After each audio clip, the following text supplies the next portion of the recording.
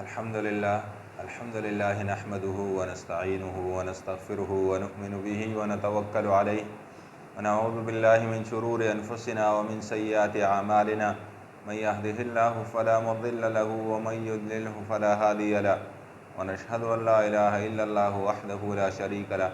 ونشهد أن محمدا عبده ورسوله أما بعد فأعوذ بالله من الشيطان الرجيم بسم الله الرحمن الرحيم قال الله تبارك وتعالى في كتابه المجيد يا عبادي الذين أسرفوا على أنفسهم لا تقنطوا من رحمة الله إن الله يغفر الذنوب جميعا إنه هو الغفور الرحيم وقال النبي صلى الله عليه وسلم التائب من الذنب كمن لا ذنب له إن الله وملائكته يصلون على النبي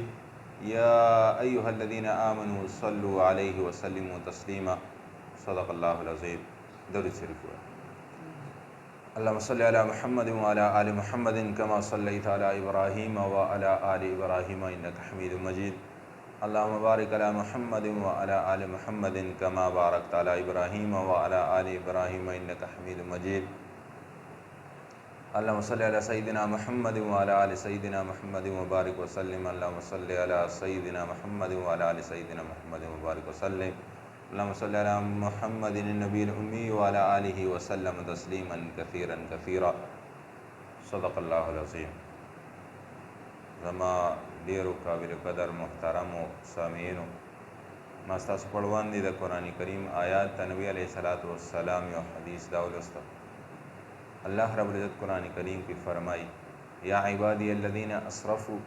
علی انفسهم لا تقنطوا من رحمت الله. ای زما بندگانو، هغه بندگانو چې چا په خپل نفس باندې په خپل ځانونو باندې اسراف کړی، زیاتی یې کړی دی او ګناهونه یې کړي دي، لا تقنطوا من رحمت الله، زما د رحمت نه نا امیده کیږئ مه. که ستا ګناهونه هر څومره ډېر شي خو لیکن د الله رب العزت د رحمت نه نا امیدي کیږه مه. الله رب العزت خپله فرمایي لا تقنطوا من رحمت الله، زما د رحمت نه نا امیده کیږه مه. ولې؟ ان الله یغفر الذنوب جميعا، ځکه الله رب العزت فرمایي چې الله رب العزت ټول ګناهونه بخونکی دی. که وغواړي نو ټول ګناهونه درته معاف کوي. بله خبره انه هو الغفور الرحیم، هغه رب دی ډېر زیات بخونکی او مهربانه دی، هغه ډېر زیات بخونکی مهربانه دی. زما عزتمندو، الله رب العزت خو ما او تاسو ته دا اعلان کړی ده چې ته هر څومره ګناهونه وکړې خو زما د رحمت نه نا امیده کېږه مه. ما ته کښېنه په سچه راته توبه وباسه، زه به تا معاف کوم. زما کار دی معاف کول، ځکه چې الله رب العزت خپل بنده سره انتهایی زیات محبت کوي. یو حدیث مبارک کې راځي زما او تاسو په دې ټوله دنیا کې څومره رحم وینو که نه، مور پلار خپل بچي سره کوي، حتی زناور د خپل بچو سره کوم رحم کوي، کوم محبت کوي که نه، دا د الله رب العزت د هغه رحم او د محبت یوه حصه ده، یوه حصه ده. او 99 حصې چې کوم دی د الله رب العزت د قیامت تر ورځې دپاره ایښي دي. الله رب العزت به د قیامت پر ورځ دغه 99 حصې رحمت او دغه رحم چې کوم دی دا په د خپلو بندګانو باندې کوي. الله رب العزت وایي چې ته کله ګناهونه وکړې ما ته کښېنه، ما نه معافي وغواړه، زه به دې معاف کوم. او نبي علیه صلات وسلام یو حدیث مبارک دی، نبی علیه صلات وسلام فرمایي التائب من الذنب کمن لا ذنب له، توبه کوونکي د ګناه نه داسې دی لکه چې د ګناه نه یې کړی. زما عزتمندو، د بشري حاجاتو په وجه باندې به خامخایي زما او ستاسو نه څه نه څه ګناه کېږي او هغه بشر نه دی چې د هغه نه ګناه نه کېږي. نبوت سلسله ختمه ده او ما تاسو یو انسانانو الله رب العزت قرآن کریم کې فرمایي خلق الانسان ضعیفا، ما انسان کمزوري پیدا کړی دی، نو ما تاسو یو کمزوري، زما او ستاسو نه به خامخایي څه نه څه کمی کوتاهي کېږي. اوس دغه کمی کوتاهي داسې نه دی ګورې ښه چې بس زه ووایم چې مړه بس زه خو انسان یم، زما نه خو به کمی کوتاهي خامخایي کېږي، بس اوشو نو اوشو که نه. الله رب العزت ما ته لار ښودلې ده چې کله ستانه کمی کوتاهي وشي پس خبره ته پوه شي چې ما خپل رب ناراضه که په دې باندې نو الله رب العزت ته کښېنه د هغې معافي ته وغواړه یا الله ما ته په دې باندې ناراضه کړې زما نه به ته په دې باندې خفی یوه بل دا تصور وکړه چې یاره یو پیره به زه د دې خپلې یو ورځ به داسې وي چې د دې خپلې زندګۍ د لحظې لحظې حساب کتاب به ورکوم او چې کله زه د دې حساب کتاب ورکوم نو که زه دې ګناه باره کې الله رب العزت زما نه پوښتنه وکړي نو زه به ورله د دې څه جواب ورکوم که دا تصور جوړ شو که نه زما عزتمندو نو یقینا زندګي ډېره بهترین او ډېره پرسکونه ده خو لیکن نن سبا ما او تاسو ولې دا دومره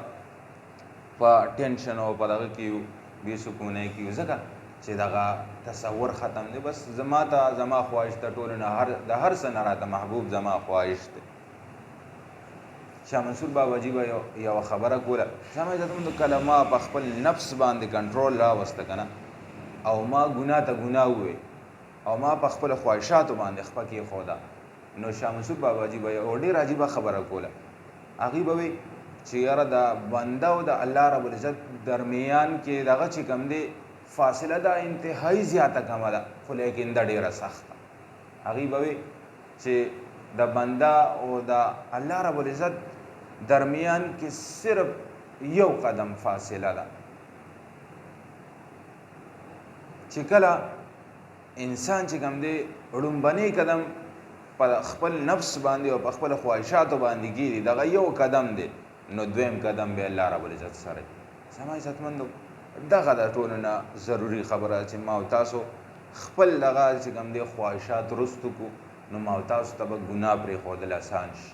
ما او تاسو ته او چې کم زما او ستاسو نه کمې کوتاهي شوې دی نو الله رب العزت به راته په هغې باندې توبه ویستل هم اسان کړي او چې کله ما او تاسو توبه ویسته نو چې څنګه ما په خطبه کې حدیث مبارک لوستی نو نبی علیه الصلاۃ والسلام فرمایي چې کم سړي د ګناه نه توبه وکړه داسې ده چې د اړو ګناه کړی نه ده نو زما ستاسو ټول ګناهونه به الله رب العزت ختم کړي او ما او تاسو ته به د کامیابۍ لارې چې کوم دی کولو کړي ځکه الله رب العزت فرمایي والذین جاهدوا فینا لنهدینهم سبلنا کم سړی چې زمونږ په لار کې مونږ طرف ته مجاهده کوي ما ته ځان رانږدې کوي زه هغه ته خپلې لارې پرانځم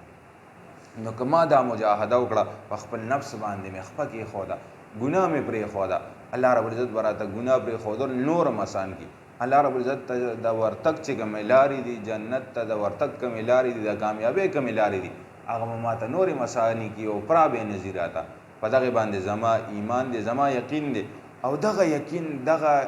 ایمان دغه عقیده کلکول چې کوم دی دا ضروري چیز دی که دغه کله جوړ شو نو زما زندگی زما د دنیا زندگی دا به هم بهترینه دا به هم پرسکونه او د آخرت خو بیا په دغې باندې وادي دي کله رحمان بابا وی که نه وی امانت به د راحت په منځ کې پروت وي امانت به د راحت په منځ کې پروت وي چا چې ځان کا امانت په دې دنیا کم سړی چې ځان په دې دنیا باندې د ګناهونو نه امانت که ځان یې وساته نو هغه په راحت کې امانت پروت دی مطلب دا چې هغه به الله رب العزت کامیابه کړي زما عزتمندو اوس زما خواهش خدا دی چې زه یاره زه کامیاب شم خو لیکن د هغې دپاره زه قدم نه اوچتم د هغې دپاره زه عملي میدان ته نه راځم که کله ما عملي میدان کې قدم کېښوده او ما په عمل کې دغه څیز راوسته نو یقینا چې الله رب العزت ډېر مهربان او ډېر غفور الرحیم ذات دی ما ته به لارې هم کولاوئ ما ته به اسانتیام راولي او نور چې کوم دی زما دنیا او د آخرت زندګۍ به الله رب العزت په دغې باندې ښه کوي الله رب العزت په دغې خبرو عمل کول اسان کړي واخر دعوانا الحمدلله رب العالمین